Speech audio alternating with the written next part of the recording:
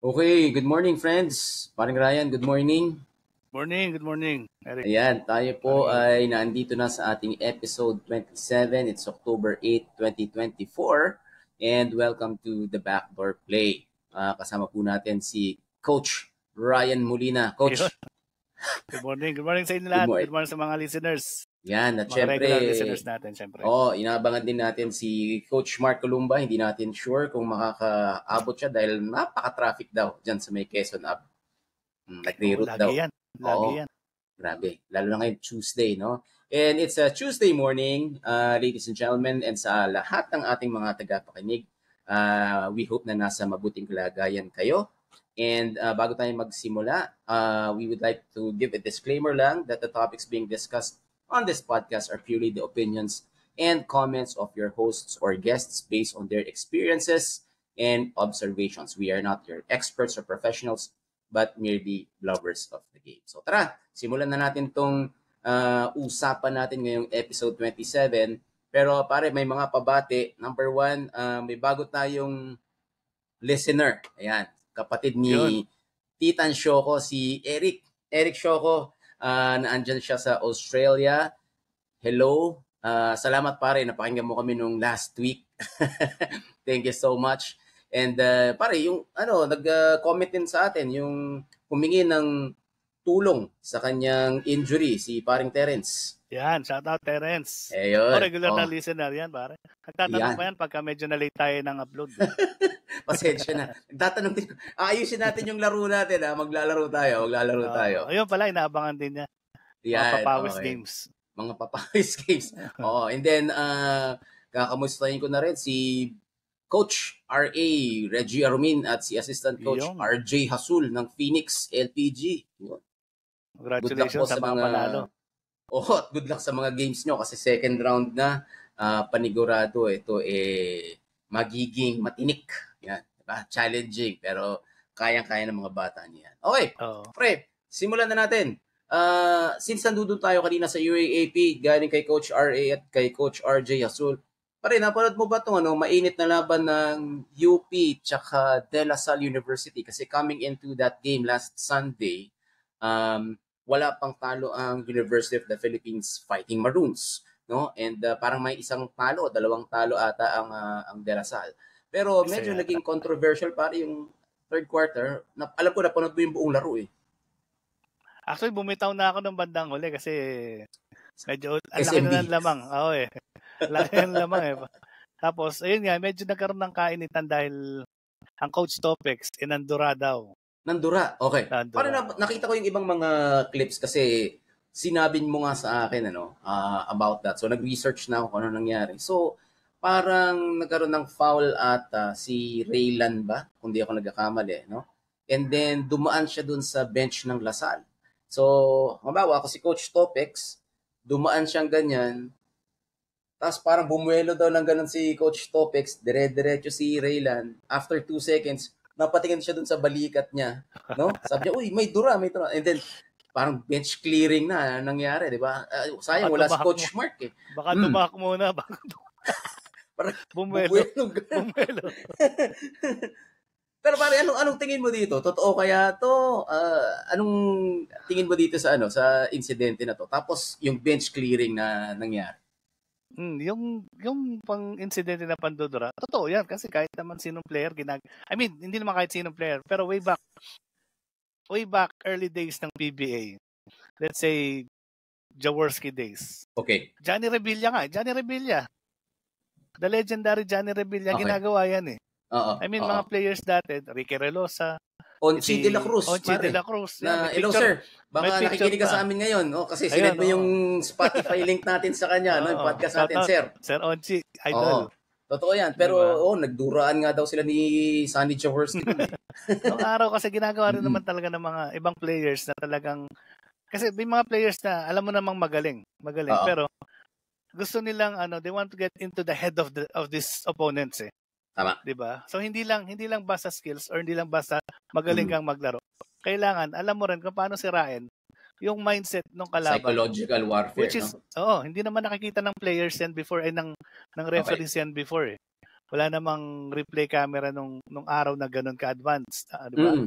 Ngayon na lang yan na nakikita yung mga replays agad, which is before makikita mo lang, magsusuntukan na lang yung mga players kasi nga naduraan sa mukha yung import, di ba? Oo. O dinuraan sa likod. Ng araw. Oo. Magugulat ka na lang bakit nagsusuntukan, nagsusuguran na lang sa team, sa bawat benches, which is yung nangyari ngayon, advance lang, marami ng camera. Tapos syempre, social media, pare, ang bilis. Kumalat. By the end of the day, si Coach Topex, basketball player pa rin yan Yung mindset niyan, ganun pa rin. Kumbaga, sobrang galing nyo. I mean, when it comes to basketball, pag threat yung isang team, 'di ba? Lahat gagawin mo I mean, as a coach. Kaya dyan yung sabihin nating playground style ng mga katulad yan, nandudura, or let's say si Coach Jason Kidd, 'di ba? Basketball smart yung baso niya na baso, tama. Banggain niyo ako para ma-delay yung at may time pa tayong mag-usap. Tama. Kumbaga, hindi lang basta basketball or skill sa basketball lang meron yung mga yan. Siyempre, they will get into your head para masira ka. Hindi lang. Pero, pare, may tanong ako sa iyo, is it part of the strategy and do you think that's acceptable? It's not acceptable, siyempre, 'di ba? Lalo na galing pa tayo sa pandemic ng mga nakaraang taon, 'di ba? 'Di ba? Napaka hindi magandang tignan for players, mga batang players, mga new generation players. So, 'di ba? Coach, good morning. Coach. Good morning, Coach Mark. Good morning, Coach. Good morning.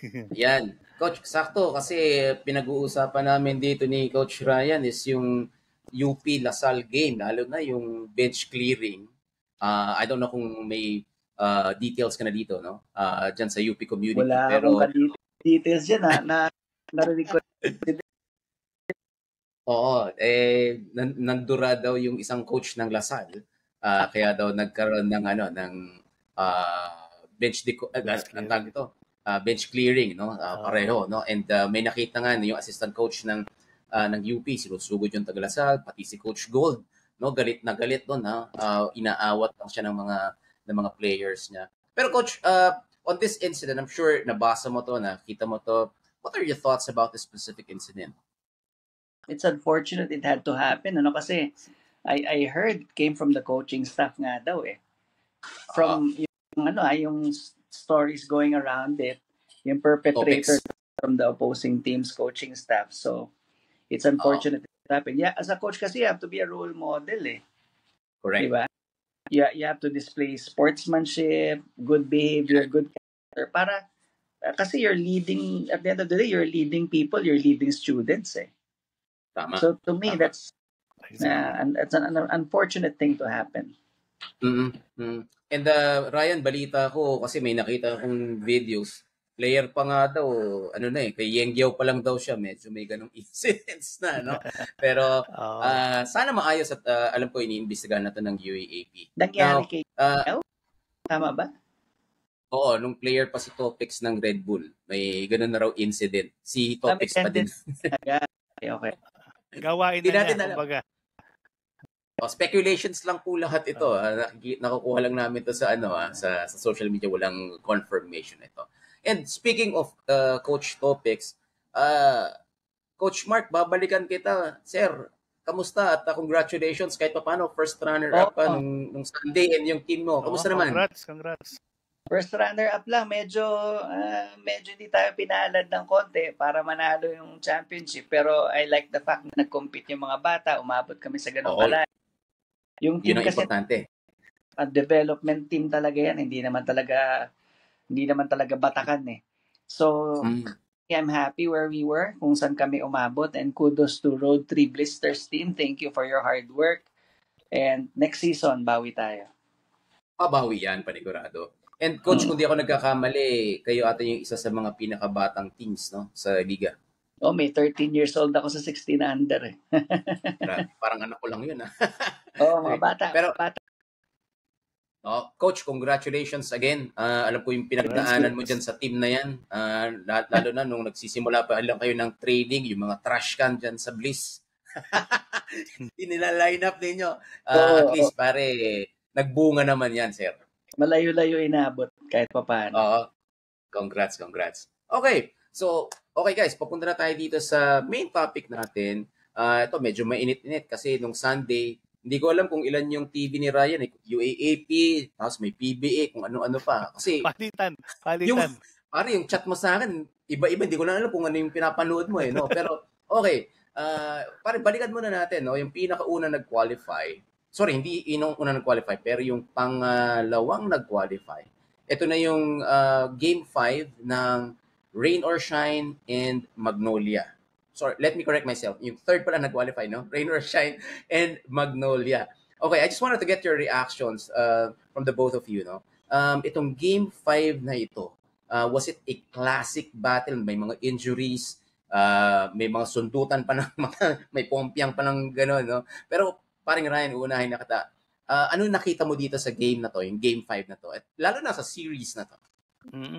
Kasi ang nakita ko dyan is yung Rain or Shine is very much challenged dun sa nangyaring tapatan nila. Diba? Parang hindi ko pa nababasa pero yun na yung tingin ko. Okay. Tapos the following kahapon yata o kaninang umaga nabasa ko lang from coach, my favorite coach, Yeng Yao. Sabi niya is parang na-challenge sila dahil si Gabe Norwood na mismo nagsabi sa kanya na parang minamaliit tayo ng Magnolia dahil mas pinili nila tayong makalaban over dun sa kabilang team. Ito yung sinasabi ni Coach Mark na ito yung utos sa inyo. Diba? Na dapat sa diba? Okay.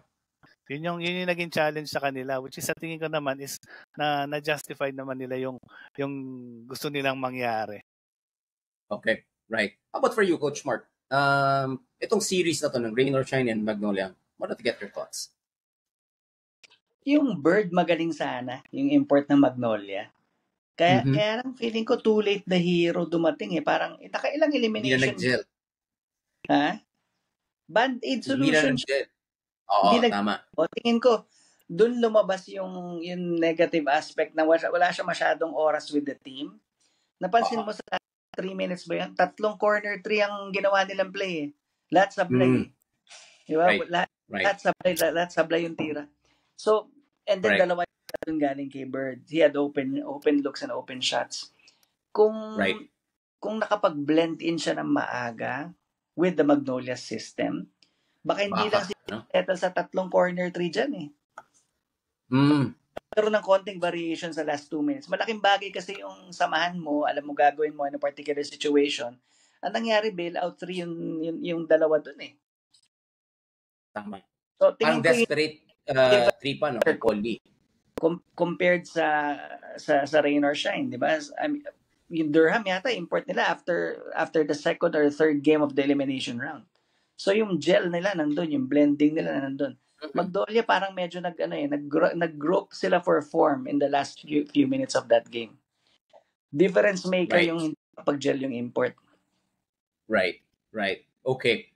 And yun nga, no, guys, nag-advance nga itong Rain or Shine with the heroics of, grabe yung Andre Caracot, Coach Mark. I'm sure hindi ka na-surprise dito sa batang ito. Lasal pa lang. Grabe yung puso nito, no? Actually, nagandahan ako sa the way he transitioned from off-guard to point guard.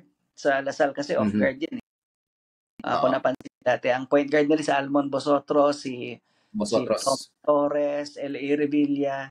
Secondary guard, 2 guard yan For him to adapt very well to a point guard requirement in the professional level, laking bagay yun. Doon mo makita yung talent ng bata talaga. Right.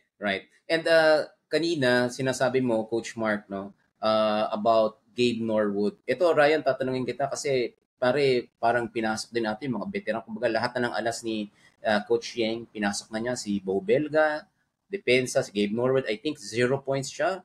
In 30 or 32 minutes, pero grabe yung defensive strategy niya doon kay Bird. And then I think also Andre Nokum also was very instrumental, pare. Can you tell me more about yung instruments ng Rain or Shine para manalo dito? Actually, pa isang gusto ko diyan kay Coach Yeng. Hindi siya nag-stick sa isang tao lang. Hindi siya yung like other coaches na 7 to 8 players lang in a game. Siya hindi. titignan niya kung sino yung mainit for that game. Tapos papaikutin niya yung tao. Kumbaga hindi lang scoring yung tinitignan niya. Kumbaga ikaw ito gawin mo to. May mga duties sila na ito lang gagawin mo. Dito ka mag-focus, ito lang gagawin mo. Kumbaga patayin mo yung opensa nitong player na to. Which is yun ang ginagawa ni Belga sa mga pinapabantayan sa kanya. Right. Okay. So guys, punta naman tayo dun sa kabilang side, no? Ito na yung favorite team mo, Ryan, ang intro voice. I'm really curious, Coach Mark. What do you think would be next for Magnolia? Do they need a roster change? Do they need to change the coaching staff? What do they need coming over to the next conference? Kasi parang tama ba ako? Walang height limit di ba? So anong kulang nila sa tingin mo? Walang height limit to. So may ginawa sila sa off-season They got Lucero, no? Yes, I think that was a good addition. Whether you need Lucero in a stack, Magnolia roster, parang nawala kasi yung legitimate point guard Nawala si Halalon. And remember, Baroka two guard na yan 'di ba? Two guard combination yan. So hindi sila pure playmaker. Nawala yung facilitator.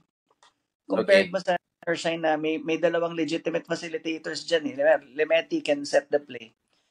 Yes, ang galing ng Karakot can set the play.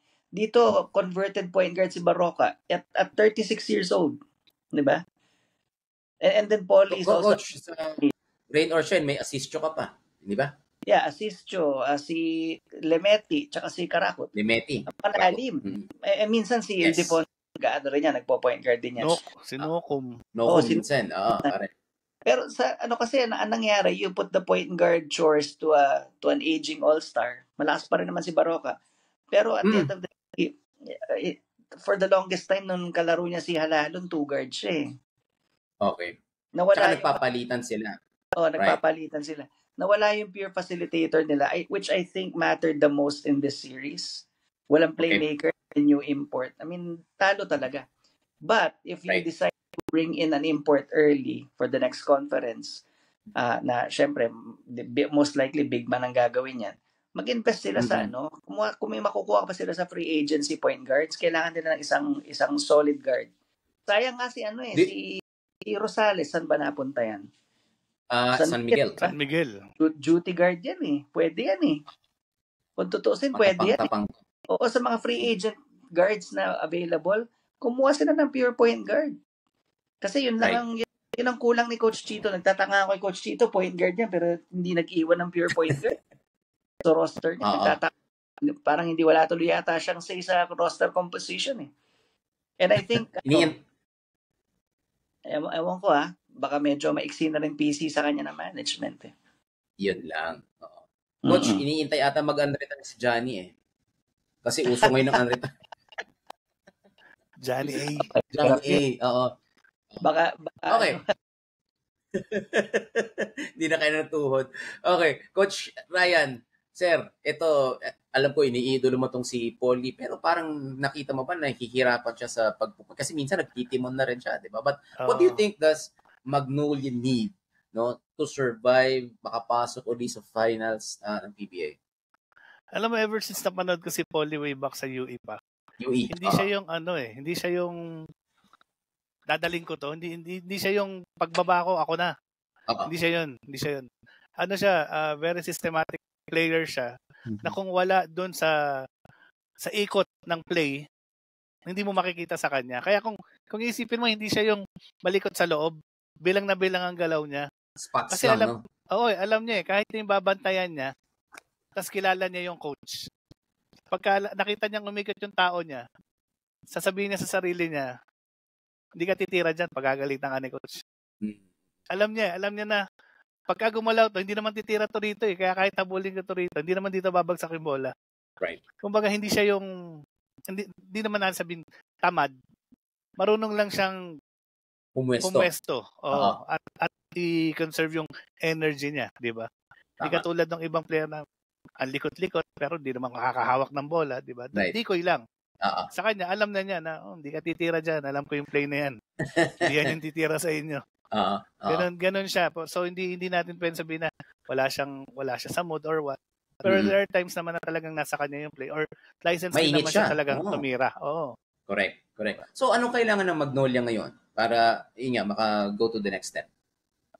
Sa tingin ko, kailangan ng Magnolia is new coaching staff. Mhm. Hindi man natin tanggalin si Coach Chito. pero kailangan ng bagong magtitimon for the team. Parang new Kasi system. been for like ilang taon na siya dyan. 7 years na ba? Pero Oo. isa lang yung naipasok ng championship, di ba? May Kailangan naiisip ka bang pare, pwedeng mag-coach para sa Magnolia na nakikita mo na pwede sa sistema na, sa type of players nila? Ang daming. Sa San Miguel bench lang, ang daming coach na nandun sa bench nila eh. Oo, yun yung pinag-uusapan natin ng isang araw, di ba? Puro old school yun nasa San Miguel eh. Puro old Yun lang. school. Leo Austria. Yun lang. Puro old school. Samar yun eh, di ba? Boise Samar. Ato Agustin. Yan, nandiyan dyan. Leo Si Coach Austria. Jong, kunin nila. Coach Jong, nasa kabila na eh. NLEX na eh. Oo nga pala, NLEX na, di ba? Pero pare, nagpe-presenta yung NBA legend tsaka former NBA coach Byron Scott. Pwede daw siyang maging very active consultant. Bakit hindi? Pwede nilang makita eh. Coach ng San Miguel si Jimmy Alapag. Doon sila mag-invest, bata. Oo, kasi di ba nag-alab Pilipinas, San Miguel si Coach Jimmy, diba? Pero kaso nakakontrata siya sa Sacramento ngayon eh. Nasa Sacktown ka na eh. Ba't ka palilipat na PBA? Exactly. Di ba? Tsaka lead assistant ka ng Summer League, di ba? Ng Summer League team. So hindi ko napakakawalan yan. Mahirap. Pwede naman sila magkuha ng mga coaches na bagong coach. Huwag lang yung Josh Reyes. Ako pare, ito very nostalgic ako eh. Maraming mga Pure Foods legends na nagko-coach na. Jericho Diniera. Jericho Diniera. Pare, baka pwede nilang kunin si Dindo Pumarin. Di ba? Ayun yung matutunog nung araw eh. Dindo, Jolas, Alvin. Glenn Capascio. Ano yan, Coach Mark? Ninenervyos sa Final Four yun. Oo. Parang inatake yata siya dati, di ba? Sa game ng FEU. So, hindi natin alam. Excited. Kaya baka pick up the excitement yun. Pero, tama. Si Dindo Pumarin, may nangyari ka sa kay Dindo before eh. Nag-0-40 ng UE sa kanya, sabay natalo sa finals, di ba? Yun lang. And after that, he was never Sila Borboran yun eh. Pero, tama. Kung napansin nyo, after that, he was never the same, di ba? I mean, his coaching career was doing well. After that incident, nawala siya eh. He just medyo naapektuhan. Sayang yun. Jericho Diniera, nagtataka ko bakit hindi naging head coach sa PBA kasi nakapag-coach ng Arellano yata yun. Arellano, correct. Tsaka sa MPBL, kung hindi ako nagkakamali. Tsaka, syempre, Inter-BPO. Paligiran mo na lang mga veteranong coach, pwede yan. Correct. So, tingnan natin kung ano mangyayari sa susunod na kabanata for the Magnolia Chicken Templados. Okay.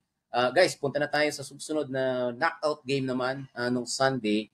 And this was San Miguel Beer versus Converge. Grabe ginawa dito ng Converge. Coach Ryan, ikaw muna pare kasi alam ko sabik kang talunin itong San Miguel. Pero parang na-surprise ka ba dito sa Converge team na? Oo naman. Napakalaki ng binago nung team itself, lalo na when it comes to yung players na si Stockton. Oo, ang ganda ng development, no? Dati yung Stockton yan, tingin ko diyan role player lang eh, parang dirty player pa nga tingin ko. Oo pagka pumasok ka ron, bantayan mo to, pilayan mo yan, parang ganoon lang tingin ko sa kanya dati. Depensa to. Oo, pero ngayon, putya yung mga PBA stars sira sa kanya eh. 'Di ba? Parang hindi siya umayaw kay Romeo, ha? Wala, hindi. Oo, hindi siya nagpatira kay Romeo. Basagan ng mukha si Stockton, walang sinasanto kahit nga si Jericho Cruz. Si Jericho Cruz, sino pa yung isa yung negro? Tautua. Hindi, yung guardia. Si Chris Ross. Chris Ross, Perez. Kung siya sinasabayan eh, wala siyang pakialam. Ano ngayon kung mga star na kayo eh? Nagpapakilala. 'Di ba? Parang Wala gano'n, di ba? wala siyang Oo. respeto. Kumbaga sa ano, parang Kabagnot Romeo. Okay. Okay. Walang respeto si Romeo kay Kabagnot sa mga Oo. ginagawa niya. Oo. 'Di ba? Oo. Parang gano'n lang, binabalik lang din Mm. ni Stockton. 'Di ba? Mm. Galing nung, I mean, hindi ko na-expect na gano'n na kagad yung mararating nila ngayon. Although matagal na din sila kahit papaano sa liga. Pero ang laki ng napuntahan nila ngayon. Pumasok sila sa semis. Tsaka pare, SMB yan. Hindi yan basta-bastang team, di ba? Totoo. Okay, Coach Totoo Mark, how about for you? Your reactions on this SMB Converge? Tumalon yun, di ba? Stockton tumalon. Oo. Stockton tumalon. Get-gets mo yan, Eric? Ngayon ko lang nakuha yung Stockton tumalon. Anak ata daw anak daw. Nagulat ako dyan. Yan. Nasa tama raw yan. Overshadow dyan, alam ko nila Ron Denison. Wendell. Okay. Oo, yun yung mga naunang gwardiya sa kanya eh. Yun yung mas senior sa kanya eh. Underrated. Okay. Galing ng pagkakapili ni Coach ni General Manager Dickie Bachman sa Alaska dyan. Alaska nag-draft. Oo. Hindi ko alam kung ano nakita nila kasi tingin ko sa kanya nung patpatin pa talaga eh sa FEU nun eh. Medyo malago yung buhok. Nakuha ng Alaska at nakuha ng Converge, na-develop at naging point guard. Another good transition from off guard to point guard. Agree. Laking point guard, no? Laking point guard. Bangko na si Melesio dahil doon. Aljun Melesio the backup minutes, di ba? Na kay Stockton na lahat yun. Actually, starter na si Stockton yun. Napaka-athletic. Ang ganda ng pagkakabunot nila. Feeling ko, Alaska got lucky picking him, na-develop kay Ayo. So, tingin ko, Converge will go a long way. And remember, wala Justin Baltasar. Yan. So Coach Mark, papunta na ako dyan. So exciting times for Converge with Balti, and then itong new system nila, again, with Coach Raiko, with Coach Charles. Yung nga sinasabi ko sa'yo, di ba? Si Raiko at saka si Charles Chu, parang Ron Jacobs, Jong Uy Chico to nung araw, yung San Miguel days, ng 1990s, di ba? What do we expect from this Converge Fiber Xers? You mean when Justin comes in? Yes. Or magkakaroon kasi matatapos na MPBL di ba? Matatapos na MPBL. Ang kutob ko dyan sa import reinforced conference, they don't have to get a big import. Justin will be there. Will be there. Pwede sila magpalitan doon. Kumuha lang sila ng combo forward na import scorer. 3 or 4, no? Okay. 3 or 4. Yung kaya umiscore sa labas, konting poste sa loob. At na hindi masyadong maliit, mga 6'8", 6'9" siguro. They will be very competent. Kasi Aranya is 230 pounds. No? Pwede makipagbalyahan sa loob yan. And Baltasar can join in, come in, and develop. Kasi at the end of the day, mas veterano si Aranya sa kanya. 2 years sa PBA. Right. Diba? They will go mas along. Mas malapad. They will complement pretty well. Huwag na nilang galawin yung guard lineup nila. Maganda yung guard rotation. Oo. Time sila. Tingin ko maganda ang magiging performance sila sa susunod na conference, lalo na darating si Baltasar. Meron pa yata isang Converge na hindi pa naglalaro, no? Rookie? Hindi ko lang sure kung sino, no? Pero ang alam ko, yung nabasa ko lang is kabilang team. Si Mark Nonoy, maglalaro na siya for Terra Firma. Kaya pala yun. Na-release na siya ng Iloilo. Okay, sige. Coach, kay Coach Raya naman. Ray, sorry. Go ahead. Maganda future niyan. Tsaka Coach, idadagdag ko na lang si Shawnee Winston, no? Medyo umangat yung laro niya dito kay Coach Franco Atienza and Coach Charles Chu. Parang may nakita sila ng kaunti dito. Sumusunod na ba sa tema? Sumusunod na, hindi daw tira na lang makagad eh. May pasa na eh. Tsaka nag-improve in fairness. Okay. Okay, Coach Ray. Remember, top scorer ng first UAAPM bago nag-quit sa Lasal. Ng Lasal, no? Sa bagay. So may laro tong batang to. Okay. Meron. Sige. Okay. Coach Ray, ito, no, yung sa kabilang dako sa San Miguel, yes, napakalakas na team, lumaban sa EASL, kahit yung coaching staff, pwede mong ilaban to sa Legends Tournament, pare. Oo. Pero, Eto, sobra-sobra yung nakikita, nababasa, napapanood natin na pambabash kay Coach George Gallen. Fair ba? Itong mga bashers tsaka yung mga binabati ko sa kanya, pare. Hindi. Sa akin, hindi. Kasi na-prove naman din na yung sarili niya. It just Okay. happened na syempre, yung mga teams na yan, nakasabay nila ngayon, hindi naman papayag lang na kayo na lang ng kayo lagi. Di ba? Napapaghandaan sila. Oh, at the same time, yung players mo, tumatanda na rin eh. Mm-mm. Like, tanggalin natin si Junmar Fajardo. Okay. Kayang talunin ng conversion. Right.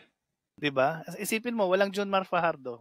Mm-mm. Tapos, ito yung converge, itong nakaharap nila ngayon. Kayang-kaya silang batain ng converge ngayon. Di ba? Tatakbuhan, Hindi naman, yung Terence Romeo, nandyan yun, magaling pa rin. Pero he's not the same Terence Romeo na nakita natin ng mga early days niya. Yes, mga Andun na lang siya flashy. ngayon. Andun na lang siya ngayon bilang normal na point guard Point na lang. guard na Wala na yung dating Terence Romeo. Diba? Yung tawag ni Coach Mark yan, dumidelihin siya ng puntos na lang eh, no? Oo, diba? Ganun na lang. Hindi na siya. Nakikita ko sa mag-warm up eh, parang kondisyon naman yung katawan. Hindi naman tumaba. Right. Wala kang ni Bansin, yung warmer shirt, yung leg. Pero hindi na eh, no? Hirap na siya umiscore eh. Siguro yung mga injuries creep up on him, ano? Siguro. Si Ben Phillips, Converge, hindi pa pumipirma. Okay. Nako, yung kapatid ni Michael. Diba? Ang laki niyan, 6'5". Diba? Ang laki niyan, tas bata. But just, hindi mo na kailangan ng malaking import. Kumuha ka ng scoring import sa Converge. Right. Okay. Alright. Sige. Coach Mark, how about... May Credo pa pala, second round din yun. Yung Hindi ata pumirma eh. Oo. Hindi ata nakapirma si ni Totep eh. Hindi ba? Oo. Sayang. Second rounder pa man. Kaya nga. Okay. Anyway, Coach Mark, sa'yo naman, yung reaction mo about dito kay Coach George Gallen. Do you think na okay pa ba siya? Kasi binabati ko siya ngayon dahil yun nga, na-push ng Converge in 5 games. Itong napakalakas na San Miguel. Gusto ko si Ato Agustin eh. Actually, in all fairness, di ba? In all fairness, Ato, di ba? Nakapagpa-champion ng San Sebastian yan. Nakapag-champion sa PBL yan. Yung San Sebastian team, mag-competitive sa PBL yun. Nag-NBA champion player sa PBA. Winning pedigree yan eh. Hindi siya biro kasi the fact na all Filipino ang San Sebastian yun, napa-champion niya. Tsaka, Coach, tama ba ako? Itong kay Ato, napa-champion niya yung Petron nung tinatawag nila sa time na Petro Novela pa. Di ba? Yung daming drama in between. May sakalan pa, di ba? Hindi ko alam kung bakit hindi. At nagrigo doon na naman ng San Miguel ng coaching staff. I think mas si Coach Ato eh. Kasi in fairness to Coach Ato, he has the player experience, he has the all-star caliber, he has the MVP award. And then, hindi naman siya binigay coaching reign sa kanya eh. Napa-champion niya kasi Baste eh. Diba? So, he earned it. So, si George, I don't know kung nag-coach siya sa PBL team eh. Parang hindi siya nag-grow na. Parang hindi yata. Or assistant sa Stag. Hindi ba? Okay. Well, yeah. Stag, oo. Pero, Diyos ko naman. Paano kaya kung magpalit na lang, no? Magnolia at saka San Miguel, magpalit. Chito at saka si George. Wala rin. Okay. Oo. Sa akin si Leo Austria, tama. Consultant na lang yan. He had this time. Pero sayang si Ato Agustin. Mas matingin ko mas ready to step up to the plate. George, he's a good player, decent player. Hindi ko kasi siya nakitang nag-coach sa amateur level to become a professional level coach. And became successful, no? Mm-hmm. Oo, and become successful. Si Zamar nga, mas may pedigree pa dyan eh. Kasi si Zamar Actually, UE. Nag-national team. Tama. Okay. Tama. Alright. Okay, sige. Pag-usapan naman natin ngayon yung semis. Ito, gusto kong makuha yung predictions ninyo. So, unahin natin. Ito, medyo inaabangan ni Coach Yeng to, Ryan eh. Kasi lagi niyang sinasabi to. Tsaka, I'm not sure kung magkaibigan si Chot tsaka si Coach Yeng mo. Pero, rain or shine and talk and text. Ano yung prediction mo? At sino sa tingin mo yung mag-step up dito, Ryan? Ako, syempre, all the way, rain or shine ako dyan. Rain or shine. Kasi, unang-una, bata yung mga players niya, no?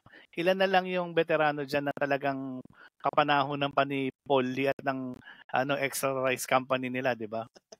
Extra Rice Brothers. Okay, Diba? tama, At sila tama. lang, Bobelga, Norwood. Okay, dalawa na lang sila. Wala na. Coaching, Diba? Kaloy. And the rest, mga new breed of players na talagang inalagaan ni Coach Sheng. Sayang nga tong si ng Batak napunta ng ibang team di ba? Pero ang nag-groom diyan si Coach Sheng. Yes. Nung nasa Rain or Shine pa yan. Napunta ng ibang team. Pero ang akin diyan is all the way Rain or Shine ako diyan. Although lalaban ang Talk and Text dahil andyan pa nga si Doubler. Hindi natin pwedeng bali-balain ng parang hindi tumatanda, ano? Oo. Andyan pa rin. RHJ. Oo. Police Jefferson. Ayan, yung import na yan. Napakagaling din yan. Tapos, andyan pa si ngayon, ng Batak. Yes. Diba? Yung pumalit kay kay Mikey Williams, no? Parang siya yung club, no, na naiwan ni Mikey. Okay. Alright. So, malayo yung comparison. Mikey Williams pa rin. Parang import yun. Sabagay. Oo. Pero Ray, sa'yo, best of 7 to. Rain or shine in how many games? Oo, Rain or 7. 7 yan. Game 7. Okay. Hindi yan basta-basta bibitaw. Okay. Coach Mark, predictions mo, sir? Rain or shine din ako dyan kasi point guard, aging backcourt ng Talk and Text. Okay. I mean, ng Batak, 31, 32 years old, kumpara mo kay Karakot, pare batang-bata pa si Karakot. Takbuhan. Sino kung kaya sumabay kay Jason Castro and speed for speed. Nakita mong bumulusok yung bata. Pakamatay din maglaro yan. Tapos yung Villegas, Datu, Chongson, Milimeti ka pa sa guard. So meron silang yung height with skills na makakapag-match na Talk and Text. Si Talk and Text, Poy Eram. After Poy Eram, sino na? Calvin Oftana. So I think in a 7 games, di ba? In a 7 games, rain or shine in 7 games kasi matotron out si Chot. Baka may ibang drama, no, na makita tayo. Okay. Or magpapa-thrown out siya para si Josh yung pumalili. Parang Lebron lang yan, tsaka Bronny. Napansin mo kasi sa Rain, pag mainit na ulo ni Coach Yang, umaawat na yung buong bench Di ba? Yung Talk and Text, hindi awatin si Chot, pabayaan niya lang matron. Although medyo malalim din yung yung bench ng coaching staff rather ng Talk and Text. Meron si Yuri Escueta, champion yan, San Beda. Si Sandy, yan, long time assistant yan, ever assistant ng Ateneo. May Josh Reyes ka, diba? National team. So, assistant talo. Ang lead assistant mo si Josh. Lead assistant mo nga si Josh. Di pag na-throw out si Chot, talo. Kasi ang magte-take off si Garcia, head coach dati yan. Diba? Correct. Talo. Okay. So Coach Mark, sa'yo, Game 7 din, rain or shine? Game 7, rain or shine. Okay, alright. Sige, punta naman tayo dun sa kabila. Sino sa magkapatid ngayon ang magbibigay? Ginebra or San Miguel? Coach Mark, sa'yo muna, anong predictions mo dito sa series na to? Yung kuya o yung ate? Sister team kasi yan, no? Hindi mo na masabi kung ano talaga. Aabot ng Game 7 yan, pero tingin ko yung anong buwan ba? Oktoberfest, San Miguel. October. San Miguel. Galing mo. Galing ng analysis mo. Buwan ng San Miguel to, Oktoberfest. Okay. Walang kinalaman sa basketball yan. Sister team yan Tsaka yung market, di ba? Titingnan din nila yan. Alright. Okay. Yep. How many games, Coach Mark? 6 games. I think it's 6. Ayaw nila mabugbog si Junmar. Kasi meron pang Gilas, di ba, sa November. Tapos may may champion finals pa, di ba? Okay. Ryan, how about Game 6? Okay. Ray, prediction mo pare, San Miguel or Ginebra? Siyempre, Ginebra. Ginebra yan? Ginebra ako dyan. Pero kasi, di ba, sabi nga natin, sister teams. Tapos, titignan natin, is yung market ng PBA. Sino bang market ng PBA? Yan ang bubuhay dyan. Oo. Hinebra. Pagka ang Hinebra hindi mo pinapasok, lalangawin yan. Yun yung nasabi ng mga fan ng Hinebra. Pagka Hinebra hindi pumasok, walang manonood. Walang manonood. Which is, may katotohanan yun. Tama. Dahil ever since naman is, pag Hinebra ang naglaro, kahit way back 80s pa, pag Hinebra ang naglaro, kahit na eliminations pa lang yan, sold out. Pati yung puno ng Ultra, yung tuktok ng Ultra, yung mga nakahubad na yung mga tao. nakahubad, Oo. Di ba? Yun, punong-puno yun. Yun ang tinitignan ko dyan. Kaya ang akin dyan is since sister team naman yan, pwede naman sabihin lang, sige, ipasok mo na Hinebra na yan. Di ba? Okay. Pwede para sa akin, depende kung sino yung head na masusunod.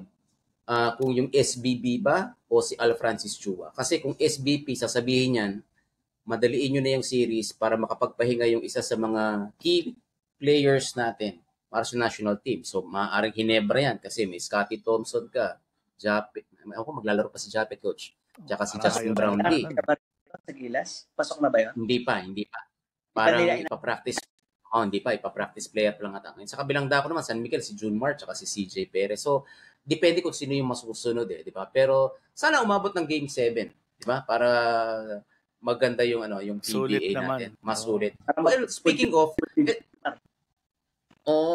pero speaking of the venues, siguro isa sa mga topics natin to in the next couple of episodes, pag-usapan natin itong mga magagandang arenas dito sa Metro Manila at sa Karatig lalawigan natin. Pero Coach and Ryan, gusto ko lang mag-comment, itong NCAA, napansin ko, magaling sila pumili ng venue, magaling sila pumili ng crowd.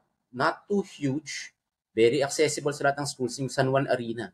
Diba? Kasi alam naman nila na yung crowd natin medyo hindi na kumbaga malayo sa UAAP na Smart Araneta, MOA, diba? So, itong NCAA, coach, nasa San Juan Arena lang Ilan yung capacity nun? 5,000, 8,000, diba? Nakita ko dito sa 5,000. Okay. Nakita ko dito sa Twitter or sa X, no? Sinasabi nila, nag-Ninoy Aquino na si PBA, Rizal Memorial, hindi pa rin. Pero may napanood din naman ako na show kasi yun nga, sinasabi nila, bakit ako pipila pa, di ba? Kahit sa cellphone ko, manunood ako, di ba? Tapos traffic, papatayin ka ng traffic, lalo na pag Maynila yan. So, tingnan natin, no? Pero I'm hoping na maging exciting itong series kasi nakikita ko naman, dumadami yung streams, parang yung mga pinapadala na links ni Ryan. Isang stream ako nakita doon, yung Rain or Shine, tsaka itong Magnolia, parang nasa 100,000 yung streams So, kung may viewership, nandoon. So, very exciting. Very exciting itong semis natin. Malalaman natin kung sinong papasok papunta sa finals. Okay. Kung may oras pa, sige, pare, medyo daplisan natin ng konti. Kasi Ray, alam ko kating-kating ka na rin dito sa mag-comment. Yung mag-ama, naglaro kahapon. Lebron. Lebroni. Pre-season games. Wala. Ano wala pare? Wala kwenta-kwenta. Naglaro silang dalawa, sabay. Palakpakan yung mga tao. Hindi na alam ni Lebron kung anong gagawin niya. Tatay ba siya doon? Coach ba siya? Or ano ba ako rito? Kagagawan niya yun Oo. Pero si Bronny, wala. Parang 0 points, 2 rebounds, 12 minutes. 4 errors. Mm-hmm. So, tatala yan. Magic Johnson na mag-G League muna tong si Bronny, no? Oo. Kahit ako Totoo naman. Kahit si Bronny, sinasabi niya na ready naman ako mag-G League. Ba? Pero yung, syempre, siguro, they're thinking about market. They're thinking about revenue. Diba? Ito na yan, andyan na. Pero, sir, ilan yung uniforms na Bronny James number 9 ang mabebenta? Diba? So, yun ang kagandang iniisip na, pag bang G League yan, walang bibili niyan. Diba? So, seize the moment. Parang ganun yung nakikita ni Genie Bus dito. Nandyan na no? Oo, nandyan na.